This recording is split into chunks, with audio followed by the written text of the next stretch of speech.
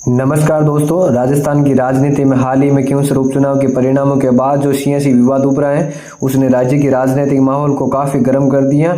ये विवाद भाजपा के राजस्थान प्रभारी राधा मोहन अग्रवाल और राष्ट्रीय लोकतांत्रिक पार्टी आरएलपी के नेता हनुमान बेनीवाल के बीच हुआ। क्योंसर विधानसभा क्षेत्र में हनुमान बेनीवाल की पत्नी कनिका बेनीवाल की हार के बाद राधा मोहन अग्रवाल ने एक विवादित इस पे बयान दिया, जिसे लेकर हनुमान बेनीवाल ने तीखा पलटवार किया। इस पूरी घटनाक्रम से राज्य की राजनीति में तनाव का माहौल बन गया और ये सियासी जंग आगामी चुनावों की दिशा को प्रभावित कर सकती है।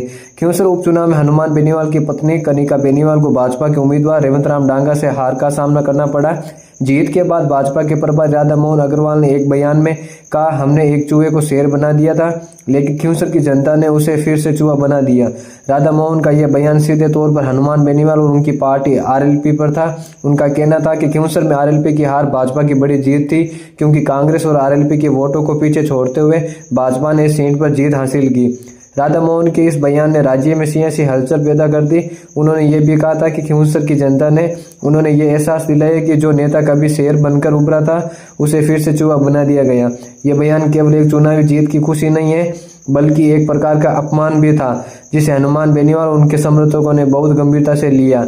राधा मोहन अग्रवाल के बयान पर हनुमान बेनीवाल ने जवाब देते हुए कहा, मैं नहीं जानता राधा मोहन अग्रवाल कौन है, लेकिन अगर वे ज्यादा चू चप्पड़ करेगा तो राजस्थान में जूते खाएंगे। आरएलपी के समर्थक उन्हें जूते मारेंगे। बेनीवाल का यह बयान केवल एक व्यक्तिगत प्रतिक्रिया नहीं था, बल्कि इसमें राजनीतिक तंत्र और सत्ता के दुरुपयोग के खिलाफ उनकी चिंता भी थी।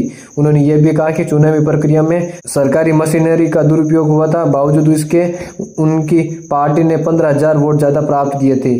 बेनीवाल ने हार के बावजूद लोकतंत्र का सम्मान करते हुए कहा कि ये हार जनता के जनादेश का हिस्सा है, लेकिन उन्होंने आरोप लगाया कि भाजपा और कांग्रेस ने मिलकर इस चुनाव को उनके खिलाफ लड़ा था। इस बयान से यह भी साफ हुआ कि हनुमान बेनीवाल अपनी हार को सत्ता की हेराफेरी के रूप में देख रहे थे और वे आगामी चुनाव में अपनी पार्टी को और मजबूत करने का इरादा रखते हैं।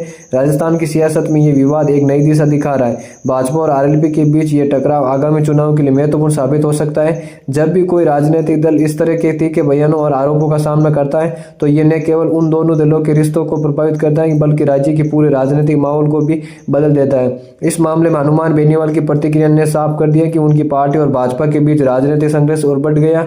राज्य में आगामी विधानसभा और लोकसभा चुनावों को देखते हुए ये विवाद बहुत अहम हो जाता है। दोनों दलों के बीच ये विवाद और तनाव अब केवल चुनावी प्रतिस्पर्धा तक सीमित नहीं रहेगा, बल्कि ये पूरे राज्य की राजनीति को प्रभावित करेगा। आरएलपी के नेता हनुमान बेनीवाल ने भी ये स्पष्ट कर दिया कि वे अपनी पार्टी के लिए संघर्ष करते रहेंगे और जनहित के मुद्दों पर हमेशा अपनी आवाज उठाते रहेंगे। राजनीतिक विश्लेषकों का मानना है कि ये विवाद राजस्थान की राजनीति में एक नए चरण की शुरुआत हो सकता है। हनुमान बेनीवाल की प्रतिक्रिया से यह साफ है कि उनकी पार्टी आगामी चुनाव में भाजपा के खिलाफ मजबूती से खड़ी होगी।